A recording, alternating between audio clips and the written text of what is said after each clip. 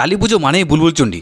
তো এখন আমি আছি বুলবুলচণ্ডী বাজার কালী, যেটা সব থেকে বড় কালীচণ্ডীর মধ্যে। তো আগামীকাল হচ্ছে কালী পুজো, চলো দেখিনি শেষ দিনের প্রস্তুতি ঠিক কতটা এগোয়েছে। কাল বছর এই ঘরটার উপরে এই শিম্পাঞ্জিটা থাকে, লাইটিং হলে বেশ ভালোই লাগে দেখতে। ঠিক এর সামনে হচ্ছে মেন গেট, তবে এখনো কিন্তু লাইটিং এর কাজ সম্পূর্ণ হয়নি বা লাইটিং লাগায়নি এখন। আশা করি কালকের মধ্যে কমপ্লিট করে দেবে। আর এই বাজারের মধ্যে দিয়ে সরু গলি দিয়ে সুন্দর লাইটিং করছে, রাতে দারুণ লাগবে দেখতে। আর এই হচ্ছে মন্দিরে ঢোকার আগে প্যান্ডেলের গেট, যেটা কাজ এখনো করে যাচ্ছে। এই প্যান্ডেলটা দেখতে পাচ্ছ কত সুন্দর, এখানে সাদা লাল এবং হলুদের কম্বিনেশন করে ডিজাইনটা খুবই সুন্দর, দারুণ ফুটে উঠবে রাত্রেবেলা যখন লাইটিংটা দেওয়া হবে। তো এবার চলো তোমাদের দেখায় মায়ের কাজ কত দূর হলো। তো আমরা এখানে এসে দেখলাম মায়ের কাজ এখানে চলছে। মায়ের এখানে চক্ষুদানের যে প্রথম পর্ব সেটাই এখানে শুরু হয়েছে। অনেকটা টাইম লাগে এই চোখের কাজ করতে। উপরে রয়েছে পাল মশাই আর নিচে থেকে সবাই বলে দিচ্ছে যে ঠিকঠাক হচ্ছে কিনা, কারণ সবাই কিন্তু মায়ের প্রতিমা দেখতে এসে সর্বপ্রথম চোখের দিকে কিন্তু নজর যায়। আজ রাতের মধ্যে সম্পূর্ণ সাজে সেজে উঠবে আমাদের মা। কাল হচ্ছে সন্ধ্যার সময় গয়না পরানো হবে। আমরা এখানে দাঁড়িয়ে থাকলাম এবং অনেকটা টাইম ধরে মাকে সাজাতে দেখলাম, দারুণ লাগছিল।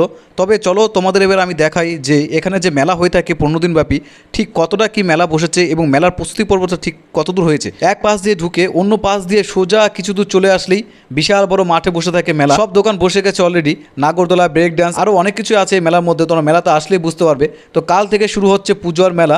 কে কে কাল আসছো মায়ের পুজো দেখতে অবশ্যই কমেন্টে বলবে।